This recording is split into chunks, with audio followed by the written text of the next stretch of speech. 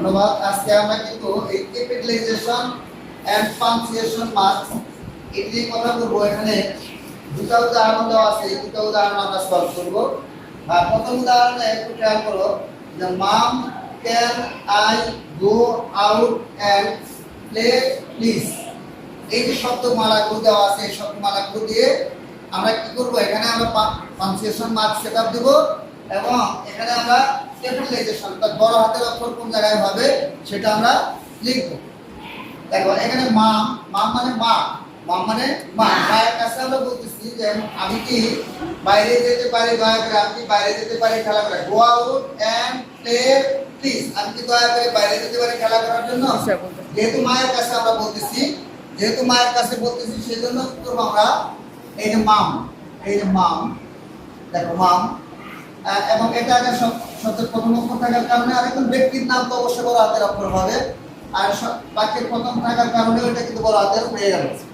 এরপরে ক্যান, এখানে আমরা মায়ের কাছে আবেগ নিয়ে একটু আবদার করেছি। আবেগ নিয়ে আবদার করার কারণে এই মায়ের পরে কিন্তু আমাদের আবেগ সূচক চিহ্নটা কিন্তু আমরা ব্যবহার করেছি, আবেগ সূচক চিহ্ন ব্যবহৃত হয়েছে। এরপরে যেহেতু আমরা এখানে একটা যদি চিহ্ন ব্যবহার করেছি, পাঞ্চুয়েশন মার্ক দিয়েছি, তারপরে যে শব্দটা আসবে সেটাও কিন্তু বড় হাতের হবে, সেজন্য আমরা সিটা বড় হাতে লিখেছি। Can I go out and play please. এখানে আইটা, এই যে আইটা কিন্তু ছোট হাতের ছিল, স্মল লেটারে ছিল। এখানে আইটা যদি শব্দের প্রথম থাকে তাও তবু আমাদের কি করতে হবে, ক্যাপিটালাইজেশন করতে হবে, বড় হাতের অক্ষর হবে। এটা শেষে থাকলেও বড় হাতের অক্ষর হবে, মাঝখানে থাকলেও বড় হাতের অক্ষর হবে। সেজন্য আমরা আইটা কিন্তু এখানে বড় হাতের অক্ষরই লিখেছি, অর্থাৎ ক্যাপিটালাইজেশন করেছি। Go out and play please. Please বাক্যের শেষে যদি থাকে তাহলে প্লিজের আগে আমাদের এই কমাটা বসাতে হবে।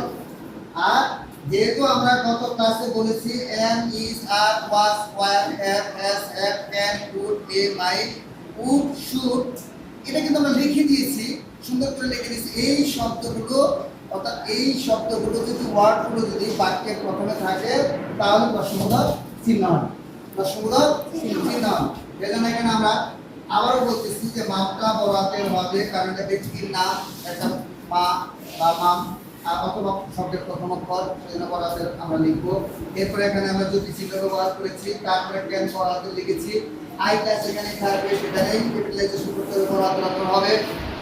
তারপরে এই যে প্লিজ যদি থাকে, প্লিজের আগে আমরা যদি চিহ্ন আমাদের পাঞ্চুয়েশন মার্ক যেটা বসাবো, কমা বসে তারপরে প্লিজ লিখবো। এবং এখানে ক্যান বাক্যের প্রথম থাকার কারণে সেজন্য এখানে আমরা প্রশ্নবোধক চিহ্ন ব্যবহার করবো। ধন্যবাদ সবাইকে, সবাই ভালো থাকো। আসসালামু আলাইকুম।